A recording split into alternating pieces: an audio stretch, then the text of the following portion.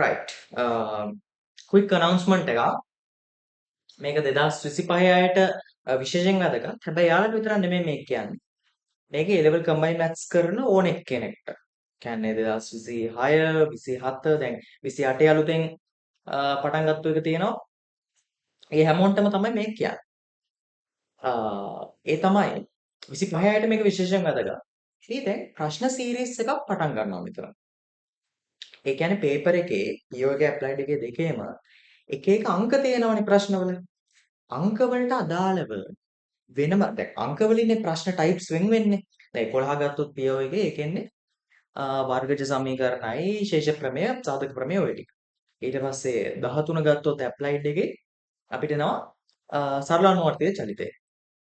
අන්න ඒ විදිහට අංක වලින්නේ පේපර් එකේ එහෙමනේ පේපර් එක ඩිසයින් කරලා තියෙන්නේ. අංකයට අනුව තමයි දෙන මොන පාඩමෙන්ද මොන ටයිප් එකේ ප්‍රශ්නයක් දෙන්නේ කියන එක තීරණය වෙන්නේ.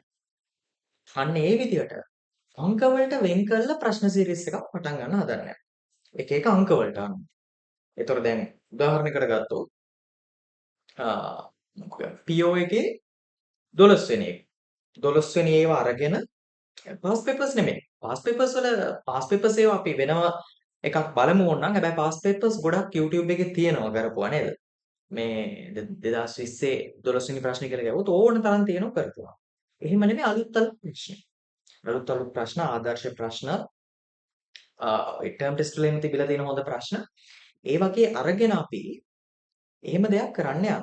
මොකද එතකොට අංක ප්‍රශ්න අංක විදියට ඒවා වෙනම ටච් වෙනවනේ ඔයාලට. ඒක වැඩිපුර හොඳයි තියරිනුයි සාමාන්‍ය රිවිෂන් එක යනවට වඩා.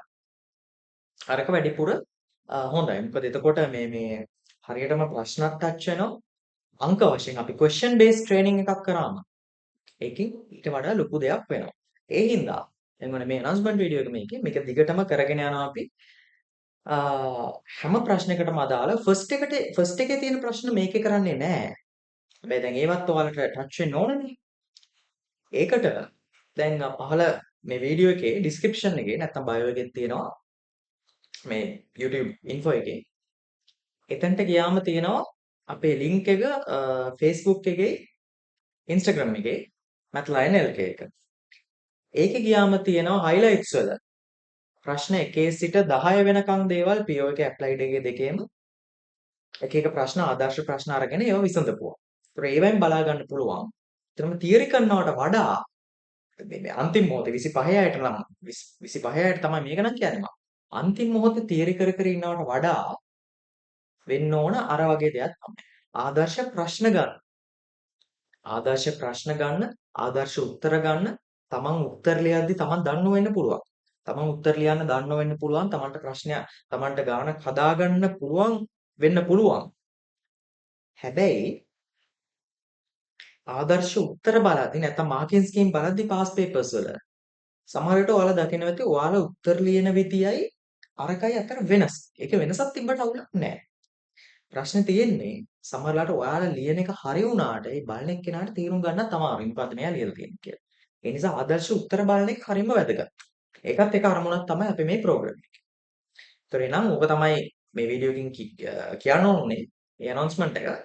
මේ ප්‍රශ්න සීරීස් එක දැන් පටන් ගන්නවා අපි. දිගටම ටච් එකේ ඉන්න, subscribe කරන්න, share කරන්න, ඔක්කොම කරන්න. හරි? අපි දිගටම මේ වැඩේ කරගෙන යමු. මේක හැමෝටම කිව්වේ 25 අයට විතර නෙමෙයි.